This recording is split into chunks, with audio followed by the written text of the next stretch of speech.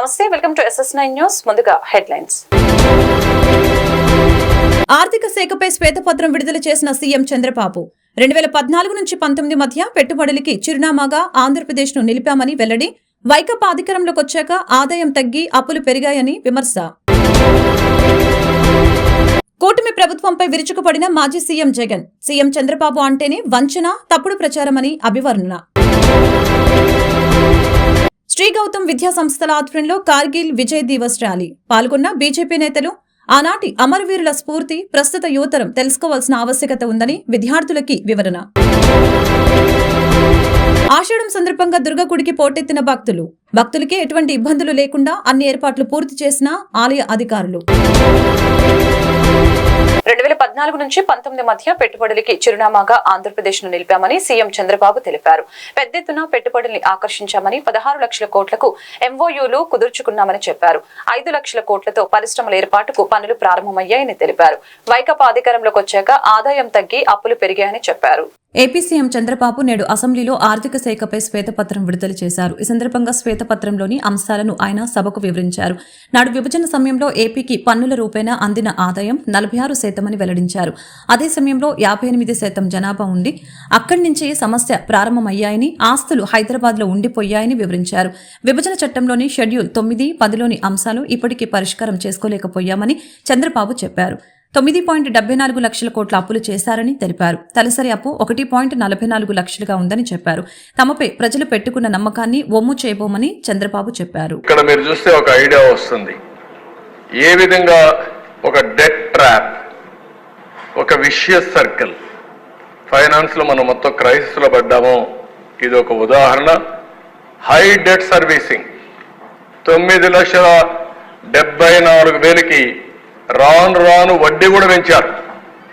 ఎప్పుడు కూడా బ్యాంక్స్లన్నీ మీరు గుర్తుపెట్టుకోవాలి, క్రెడిబిలిటీ ఉంటే, రేటింగ్ బాగుంటే వడ్డీ తక్కువ ఉంటుంది. ఎవరైనా అప్పులు అడిగిన వాళ్ళు అట్నే ఉంటారు. తిరిగి ఇస్తారని నమ్మకం ఉంటే వడ్డీ తక్కువ ఇస్తారు, ఎందుకంటే సేఫ్ కాబట్టి.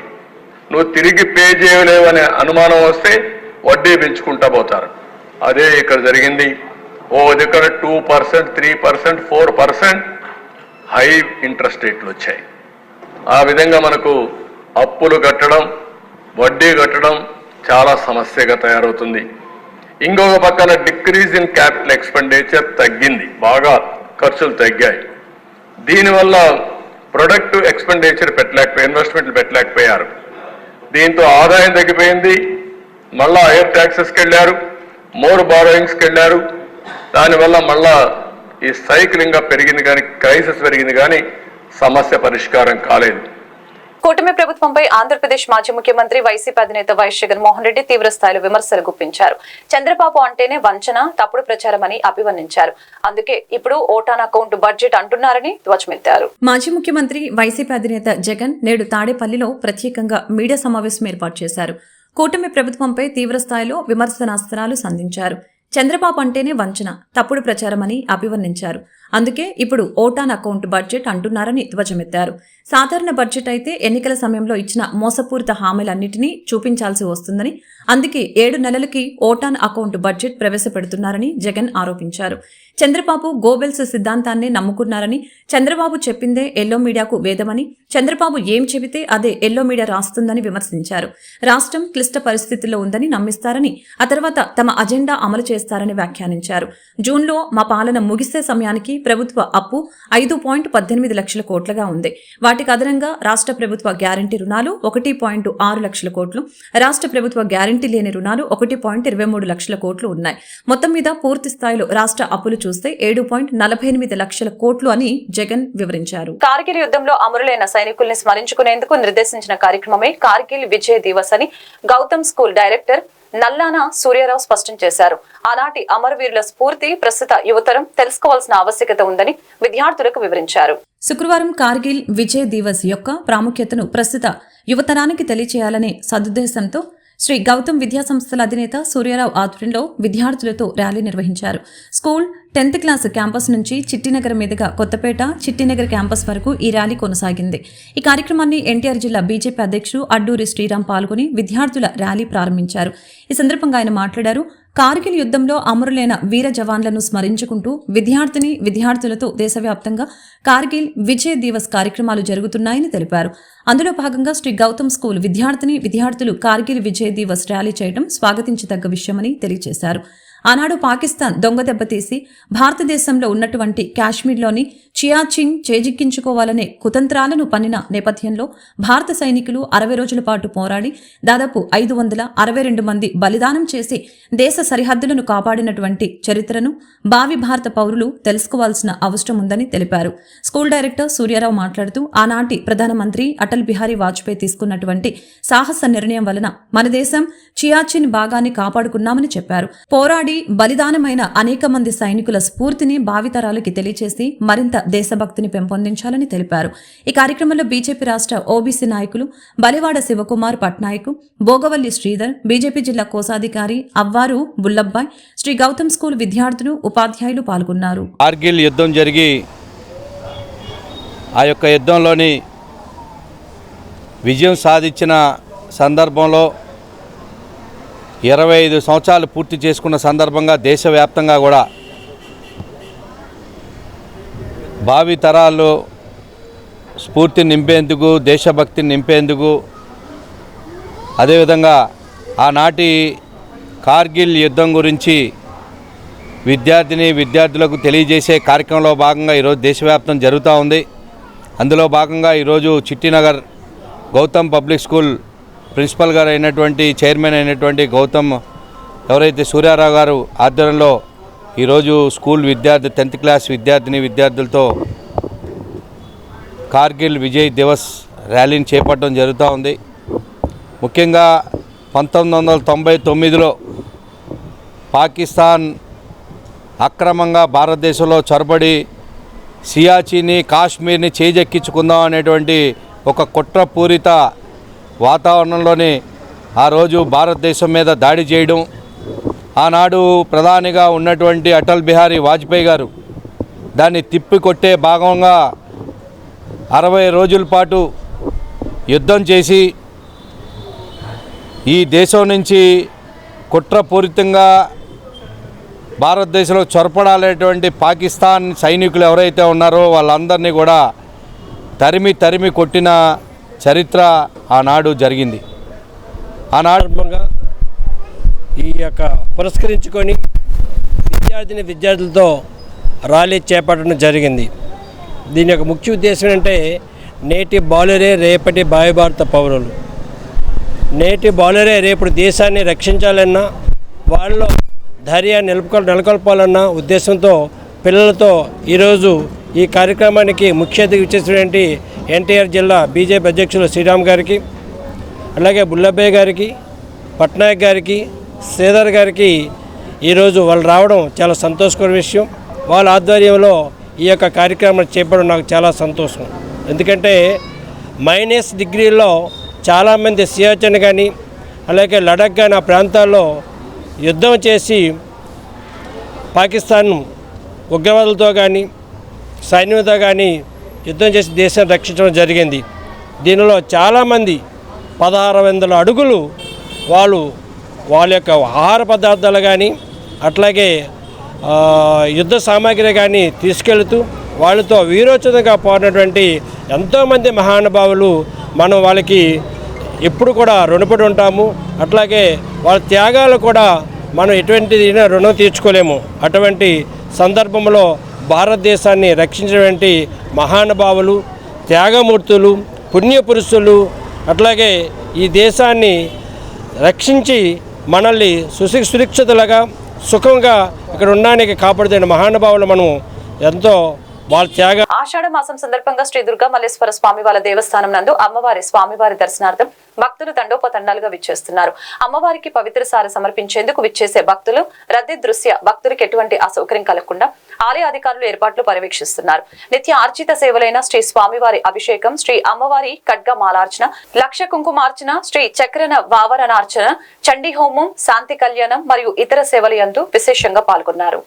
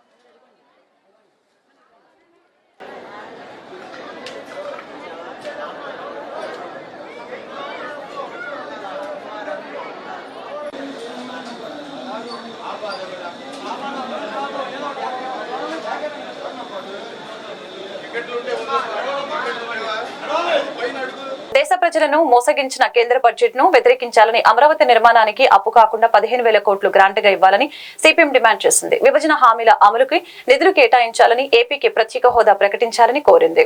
కేంద్ర బడ్జెట్ వ్యతిరేకిస్తూ సిపిఎం ఆధ్వర్యంలో లెనిన్ సెంటర్ నందు నిరసన కార్యక్రమం నిర్వహించడం జరిగింది. ఈ సందర్భంగా సిపిఎం నేతలు సిహెచ్ బాబురావు, దోనేపూడి కాశీనాథులు మాట్లాడారు. బడ్జెట్ లో బీజేపీ ప్రభుత్వం దేశ ప్రజల్ని మోసం చేసిందని, అలాగే రాష్ట్ర ప్రభుత్వాన్ని అన్యాయం చేసిందని ధ్వజమెత్తారు. ఈ బడ్జెట్ లో నిత్యావసర ధరల్ని వదిలివేసి బంగారం ధరలు తగ్గించడం సిగ్గుచేటని తెలిపారు. కనీసం పెట్రోల్, డీజిల్ రేట్లు కూడా తగ్గించలేదని చెప్పుకొచ్చారు. దేశంలో నిరుద్యోగ సమస్యను గాలికి వదిలివేశారని మండిపడ్డారు. బీజేపీ ప్రభుత్వం ఇప్పటికైనా బుద్ధి తెచ్చుకొని విభజన హామీల అమలుకి నిధులు కేటాయించాలని, ఏపీకి ప్రత్యేక హోదా ప్రకటించాలని డిమాండ్ చేశారు. బీజేపీ ఇప్పుడైనా సరే దేశంలో ప్రజలు బుద్ధి చెప్పి మెజారిటీ లేకుండా చేసిన తర్వాత అయినా మారతారని జనం అనుకున్నారు. కానీ కేంద్ర బడ్జెట్ చూస్తే బీజేపీ దేశ ప్రజల్ని మోసం చేసింది, ఆంధ్రప్రదేశ్ ప్రజలకు మరోసారి అన్యాయం చేసింది. దేశంలో బంగారం ధర తగ్గిందంట, ఉల్లిపాయలు, టమాటాలు, ఈ నిత్యావసర వస్తువుల ధరలు తగ్గడానికి బడ్జెట్లో ఏ రకమైన పన్నులు తగ్గించలా. పెట్రోలు, డీజిల్ మీద లక్షల కోట్లు రాబట్టిన ప్రభుత్వం ఇప్పుడైనా కనీసం కొద్దిగానైనా తగ్గించకుండా ఖజానా నింపుకుంటా ఉంది. దేశంలో నిరుద్యోగం తాండవిస్తూ ఉంటే మాటలు చెప్పారు, కొత్త పథకాలు చెప్పారు. దీనివల్ల నిరుద్యోగ సమస్య ఏమీ పరిష్కారం కావట్లేదు. సంపన్నులకు మాత్రం రాయితీలు ఇచ్చారు. మరి అందుకనే ఇటువంటి పైకి చూస్తే ఇది వికసిత బడ్జెట్, కానీ లోపల చూస్తే ఇది మోసపూరిత బడ్జెట్. అందుకే దేశ ప్రజలందరూ వ్యతిరేకిస్తున్నారు. ప్రజల మీద భారాలు తగ్గాలి, రాయితీలు పెరగాలి, సబ్సిడీలు పెరగాలి, కార్పొరేట్ల మీద పన్నులు వేయండి, సామాన్యులకి పన్నులు తగ్గించండి. ఈ మాటలు మాత్రం వెంట్లా. ఇంకా ఆంధ్రప్రదేశ్ విషయం చూస్తే 10 ఏళ్ల నుండి దగా చేసింది బీజేపీ, ఎన్డీఏ. పోనీ ఇప్పుడైనా కనీసం దేశ ప్రజలు బుద్ధి చెప్పిన తర్వాత, తెలుగుదేశం మీద ఆధారపడాల్సిన పరిస్థితి వచ్చిన తర్వాత అయినా ప్రభుత్వం మోడీ నాయకత్వాన్ని ప్రవేశపెట్టినటువంటి బడ్జెట్ దేశ ప్రజల పాలిట శాపం.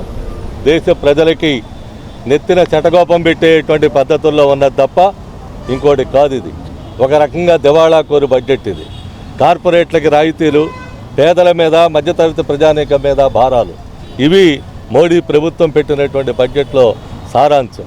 ఇక రాష్ట్రానికి వస్తే ఇందులో భాగస్వామిగా ఉన్నటువంటి ఎన్డీఏ కూటమి అని చెప్పి చెప్తూ ఉన్నటువంటి తెలుగుదేశం ప్రభుత్వం జనసేన తెలుగుదేశం కూటమి ఇప్పుడు నోరిప్పాలి. బీహార్లో నితీష్ కుమార్ నోరిప్పాడు. 58,000 కోట్ల రూపాయలు వాళ్ళకి ఇచ్చారు.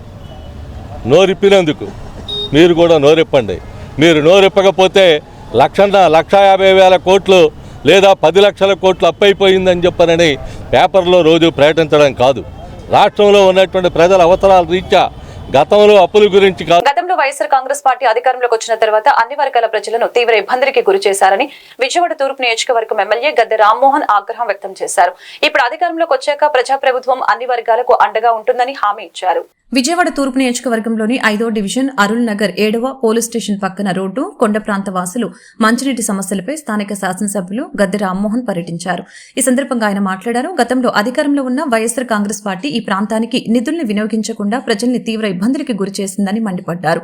గతంలో ఈ ప్రాంతానికి నారా చంద్రబాబు నాయుడు ముఖ్యమంత్రిగా ఉన్నప్పుడు 7 కోట్ల రూపాయల నిధులు రోడ్లు వేయడానికి మంజూరు చేశారని, తర్వాత అధికారంలోకి వచ్చిన వైఎస్ఆర్ కాంగ్రెస్ పార్టీ నాయకులు ఆ ధనాన్ని దుర్వినియోగం చేశారని ఆరోపించారు.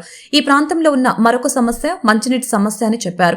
నిరంతరం ప్రజలకు నీరు అందేలా నీటి సదుపాయం ఏర్పాటు చేస్తామని, రోజులో 24 గంటలు మంచినీరు అందించడానికి ప్రణాళిక చేస్తున్నామని చెప్పారు. కూటమి ప్రభుత్వంలో అన్ని వర్గాల ప్రజలకి అండగా ఉంటామని ఈ సందర్భంగా ఆయన వ్యాఖ్యానించారు. వైఎస్ఆర్సీపీ అధికారంలోకి వచ్చిన తర్వాత క్రీస్తురాజపురానికి 2 మేజర్ నష్టాలు చేయడం జరిగింది. ఇవాళ క్రీస్తురాజపురం కోసం ఈ రోడ్డుని నారా చంద్రబాబు నాయుడు గారు గతంలో ముఖ్యమంత్రిగా ఉండగా ఎస్సీ సబ్ ప్లాన్ కింద 7 కోట్ల రూపాయలు తీసుకొచ్చి ఈ రోడ్డుని అభివృద్ధి పరిస్తే, దాంట్లో 5 కోట్ల రూపాయలతో రోడ్డు వేస్తే కేవలం 75 లక్షలతో బ్లాక్ ట్యాప్, అంటే రోడ్డు వర్షం వచ్చినా పాడవకుండా పైన ఒక బ్లాక్ ట్యాప్ అని వేస్తారు. ఆ ముక్క ఏంచలేక ఆ డబ్బులు కాజేసి ఆ ముక్క ఏంచలేకపోవటం వల్ల ఇవాళ రోడ్డు ఇబ్బందులు పడతాం. ఈ విధంగా రోడ్డు మార్గాన్ని వాళ్ళు ధ్వంసం చేయడానికి ప్రయత్నం చేస్తే కొండ ప్రాంత వాసులకి నిత్యం అవసరమైన మంచినీళ్ల కోసం 3 కోట్ల రూపాయలతో నారా చంద్రబాబు నాయుడు గారు ప్రత్యేకమైన నిధులు ఇచ్చి 3 కోట్ల రూపాయలతో శంకుస్థాపన చేసి కాంట్రాక్ట్ కూడా వర్క్ మొదలు పెడితే ఈ ప్రభుత్వం రాగానే 2019లో ఆ వర్క్ను రద్దుపరిచింది. ఆ రోజు నుంచి ఈ రోజు వరకు ఓవర్ హెడ్ ట్యాంకు కట్టకుండా ఆగిపోయింది. దానివల్ల వాళ్ళు నీళ్లు లేక మంచినీళ్ళు లేక అలవాటిస్తూ ఉన్నారు కొండ ప్రాంతం వాళ్ళు. కొండ ప్రాంతానికి ఎప్పుడు కూడా నీళ్లు తెచ్చుకోవడం అంటే పైన ఎక్కడో సుదూర ప్రాంతంలో ఉన్న వాళ్ళు మంచినీళ్ళు కింద నుంచి తెచ్చుకోవాలంటే ఎంత కష్టమో ఒకసారి ఆలోచన చేసిన అవసరం.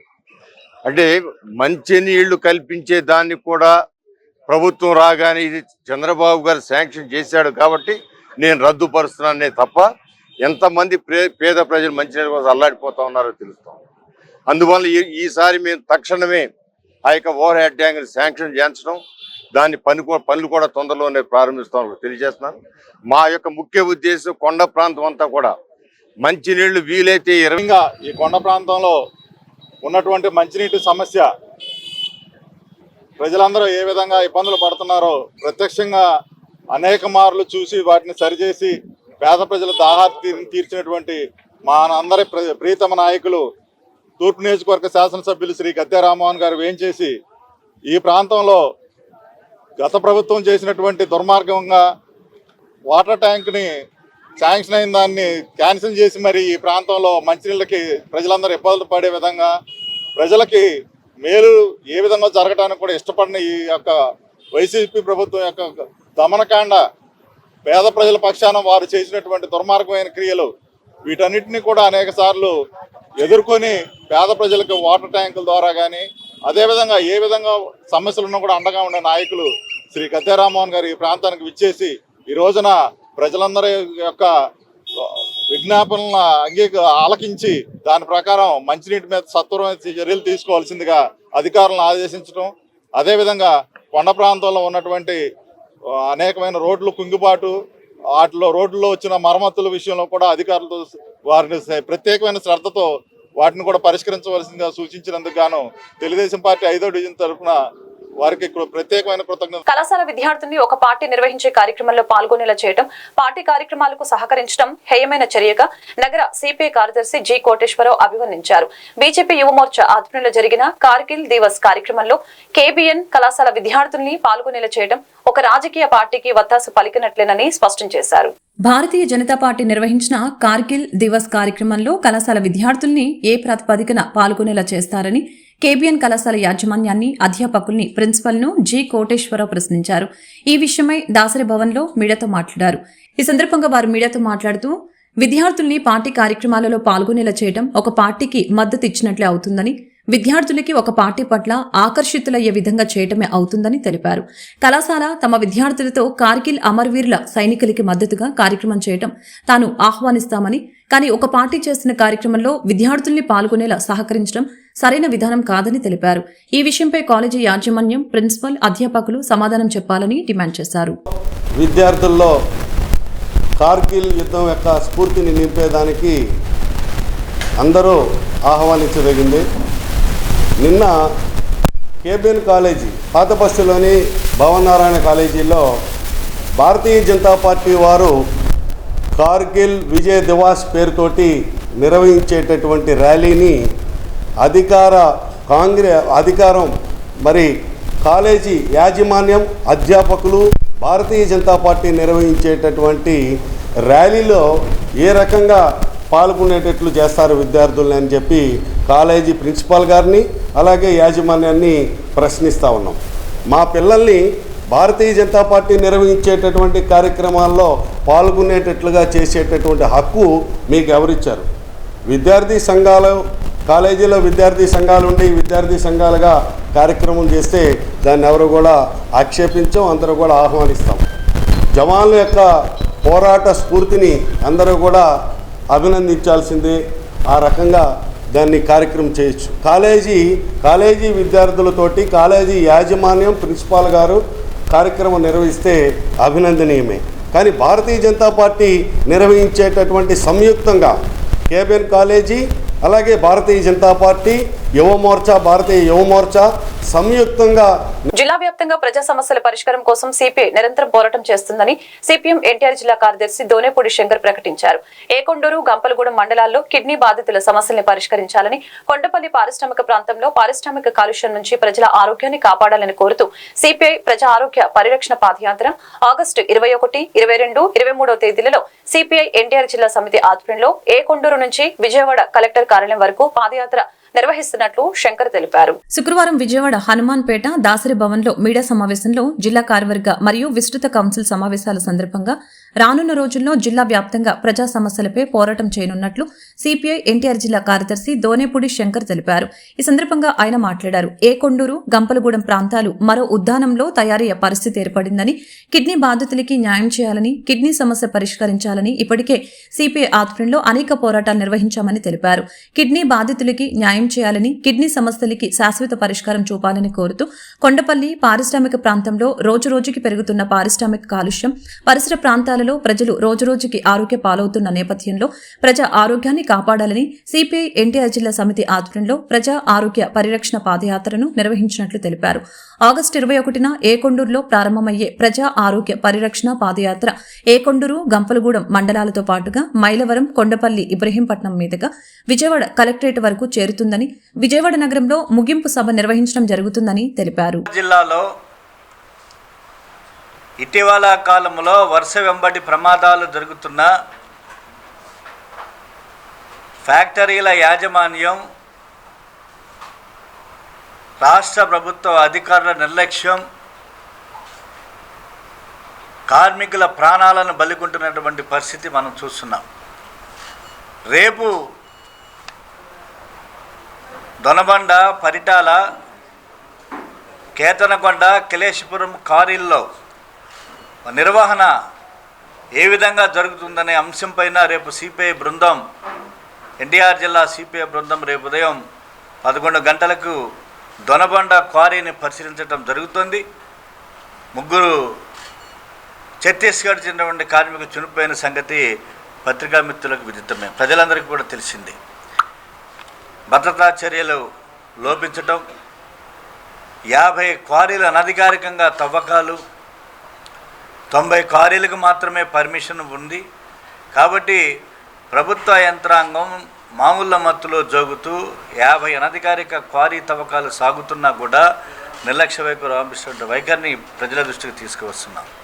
అలాగే టిట్కో గృహాలకు సంబంధించి విజయవాడ, జగ్గైపేట, తిరువూరు, నందిగామలో శిథిలావస్థకు చేరుకున్న టిట్కో గృహాలను వెంటనే వాటి కనీస ప్రాథమిక వసతులను కలుగజేసి, మౌలిక సదుపాయాలను కలుగజేసి తక్షణమే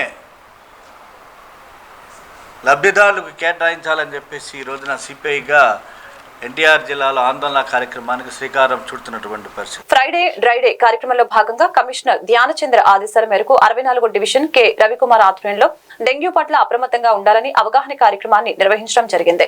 ఈ కార్యక్రమంలో విఎంసీ సిబ్బంది, హెల్త్ వర్కర్స్ సిబ్బంది అవగాహన ర్యాలీని నిర్వహించారు. ఇంటింటికి వెళ్లి ప్రజలకి డెంగ్యూ పట్ల ప్రమాదంగా ఉండాలని, కాచి చల్లార్చిన నీరు త్రాగాలని, నీరు నిల్వ లేకుండా తగు జాగ్రత్తలు తీసుకోవాలని సూచించారు. కార్యక్రమంలో టీడీపీ నాయకులు, విఎంసీ హెల్త్ వర్కర్స్ పాల్గొన్నారు.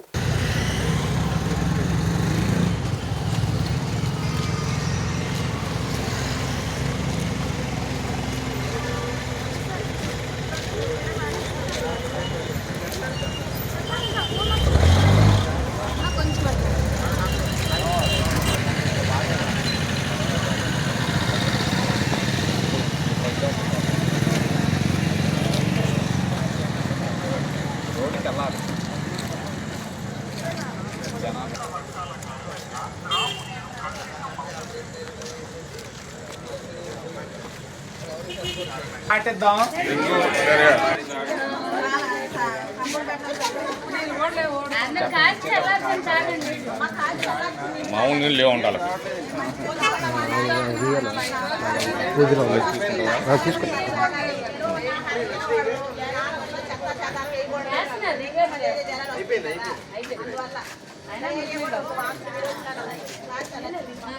ఫ్రైడే డ్రైడే పాటిద్దాం. ఫ్రైడే డ్రైడే పాటిద్దాం. పరిశుభ్రతను పాటించాలి. మాజీ సీఎం జగన్ పై అమరావతి బహుజన ఐకాస అధ్యక్షులు పోతుల బాలకోటయ్య నిప్పులు చెరిగారు. శుక్రవారం గాంధీనగర్ ప్రెస్ క్లబ్ లో ఆయన విలేకరులతో మాట్లాడారు. మాజీ సీఎం జగన్ పరిపాలనపై ధ్వజమెత్తారు. ఢిల్లీలో వైఎస్ జగన్ ధర్నా డ్రామాని దుయ్యపట్టారు.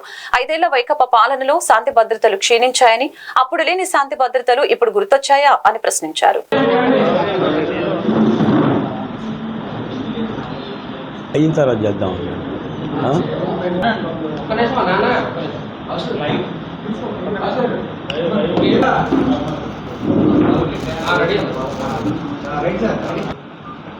పాత్రికేయ మిత్రులందరికీ కూడా, ప్రింట్ అండ్ ఎలక్ట్రానిక్ మీడియా మా శ్రేయోభిలాషులకి, మీడియా ప్రతినిధులకి 5 ఏళ్ళు గత ప్రభుత్వ హయాంలో కూడా మీరు కూడా మీ స్థాయిలో మీడియా పరంగా చేసిన పోరాటాలకి కృతజ్ఞతలు, జైభీములు.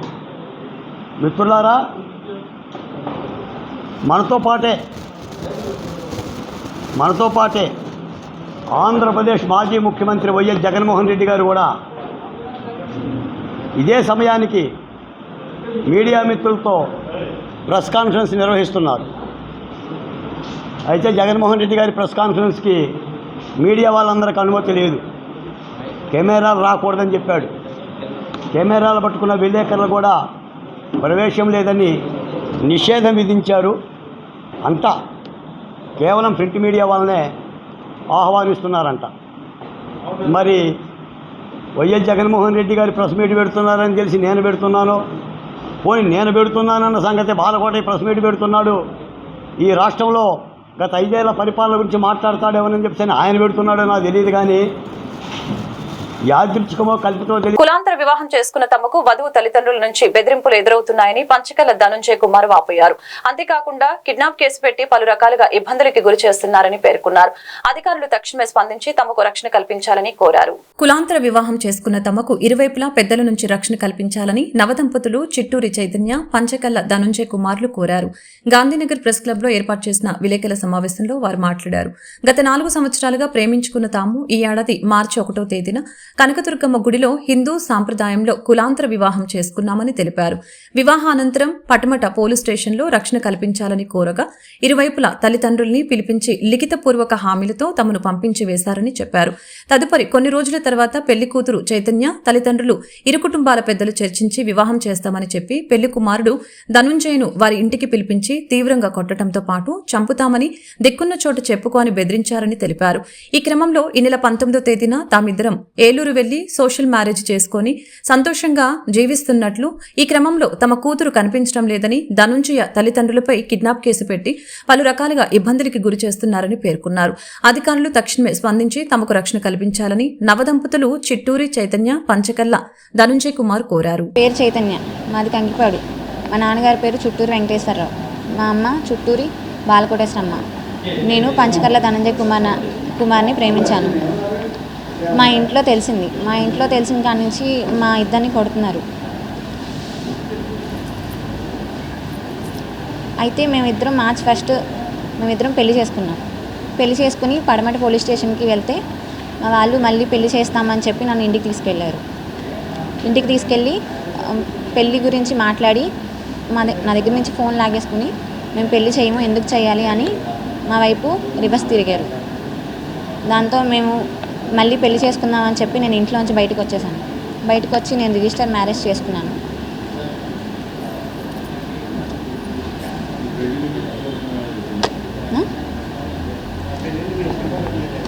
నా ఇష్టపూర్వకంగానే పెళ్లి చేసుకున్నాను. నన్ను మా ఆయన్ని ఎలాగైనా సేవ్ చేయాలని కోరుతున్నాను. ఏంటి సార్?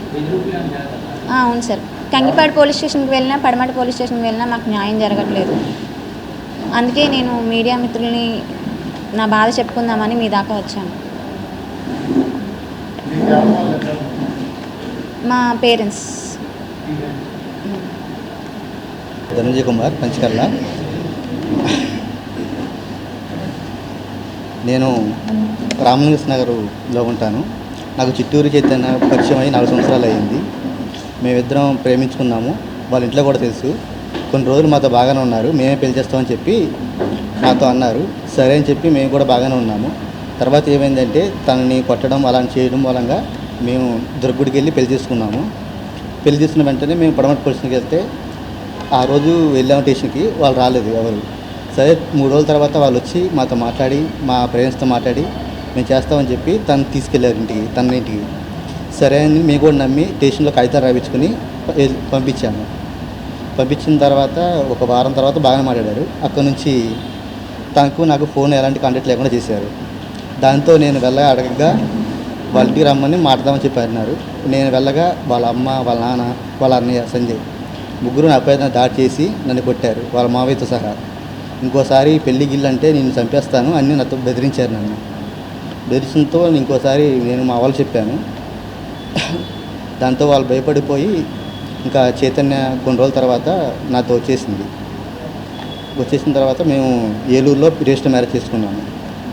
చేసుకున్న తర్వాత ఇప్పుడు పడమటి స్టేషన్కి వెళ్దామంటేనేమో వాళ్ళు రెస్పాండ్ అవుతలేదు. అలాగే కంకిపూడిలో కూడా వాళ్ళకి ఇంప్రెస్ బాగా ఉంది. ఎందుకంటే వాళ్ళ ఇల్లు కూడా పక్కనే. వాళ్ళు కూడా వడ్డీ వ్యాపారం ఇస్తారు కాబట్టి డబ్బులు వాళ్ళకి బలగంతో మమ్మల్ని బాగా ఇబ్బంది పెడుతున్నారు. ఒక 4 రోజుల నుంచి మా ఇంట్లో మా అమ్మని, మా మామయ్యని, మా అన్నయ్యని, మా ఫ్రెండ్స్ని పొద్దున్న 9ంటికి తీసుకెళ్ళి రాత్రి 2ంటికి వదులుతున్నారు. మా ఫ్రెండ్ని అయితే చాలా దారుణం కొట్టారు. అతనికి నడవలేని పరిస్థితి. ఇప్పుడు అక్కడ మాకు ఎలాంటి భద్రత లేదు. అందుకని మేము మీకు మీడియా ఎదురుగా తెలియజేసుకుంటున్నాము. మా బాధ ఎవరు అర్థం చేసుకుంటలేదు. మీరన్నా మాకు సహకరిస్తారని కోరుకుంటున్నాను. మా యొక్క బాధ అందరికీ నలుగురికి తెలియాలని మీకు మీ మీడియా మిత్రులతో అందరికీ తెలియజేయాలని కోరుకుంటున్నాను. ఈ వార్త డిప్యూటీ సీఎం గారైన పవన్ కళ్యాణ్ దాకా వెళ్ళాలని కోరుకుంటున్నాను. ఈ ఒక ఆశ మమ్మల్ని డిప్యూటీ పవన్ వెళ్ళి మాకు న్యాయం జరగాలని, మాకు ఎలాంటి ఇబ్బంది కలగకుండా మాకు ప్రాణ రక్షణ కల్పించాలని కోరుకుంటున్నాను. మాకు మా ఫ్యామిలీకి ఎటువంటి జరిగినా చిట్టూరి చైతన్య వాళ్ళ ఫ్యామిలీనే కారణం. ఎందుకంటే మమ్మల్ని బతకనివ్వరు, వాళ్ళు చంపడానికి కూడా రెడీగా ఉన్నారు. ఇదే మా ఒక విన్నపం. దీన్ని నలుగురికి తెలిసేలాగా చేయాలని మా చిన్న ప్రయత్నం. వార్తలు ముగించే ముందు ముఖ్యాంశాలు మరొకసారి. ఆర్థిక శాఖపై శ్వేతపత్రం విడుదల చేసిన సీఎం చంద్రబాబు. 2014 నుంచి 19 మధ్య పెట్టుబడులకి చిరునామాగా ఆంధ్రప్రదేశ్ను నిలిపామని వెల్లడి. వైకాపా అధికారంలోకి వచ్చాక ఆదాయం తగ్గి అప్పులు పెరిగాయని విమర్శ. కూటమి ప్రభుత్వంపై విరుచుకుపడిన మాజీ సీఎం జగన్. సీఎం చంద్రబాబు అంటేనే వంచన, తప్పుడు ప్రచారమని అభివర్ణన. శ్రీ గౌతమ్ విద్యా సంస్థల ఆధ్వర్యంలో కార్గిల్ విజయ్ దివస్ ర్యాలీ పాల్గొన్న బీజేపీ నేతలు. ఆనాటి అమరవీరుల స్ఫూర్తి ప్రస్తుత యువతరం తెలుసుకోవాల్సిన ఆవశ్యకత ఉందని విద్యార్థులకి వివరణ. ఆషాఢం సందర్భంగా దుర్గగుడికి పోటెత్తిన భక్తులు.